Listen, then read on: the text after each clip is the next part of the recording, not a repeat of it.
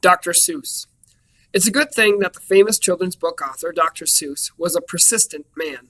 Otherwise, children all over the world wouldn't have the pleasure of reading his delightful books, such as Green Eggs and Ham, The Cat in the Hat, and How the Grinch Stole Christmas. No one was interested in publishing his first book, and to think that I saw it on Mulberry Street.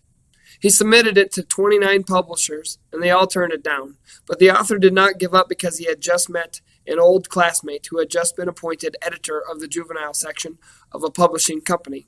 He was interested in the book, and the rest is history. Was Dr. Seuss really a doctor, though? No, he was a writer and a cartoonist, and his real name was Theodore Seuss Geisel. He began writing ads, and he became well known because of his cartoons for an insect spray called Flit. One of his cartoons showed a ventriloquist holding a dummy, while a giant insect flew toward them. The dummy said, "Quick, Henry, the Flit!" That line became a popular phrase all over the country. In the face of just about any emergency or problem, people would say, "Quick, Henry, the Flit!" Geisel continued to work in advertising for 30 years, but he wrote children's books on the side.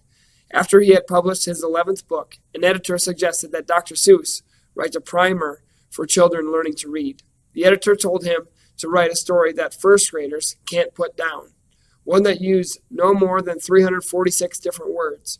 Dr. Seuss did The Cat in the Hat, which used only 236 different words in its 72 pages.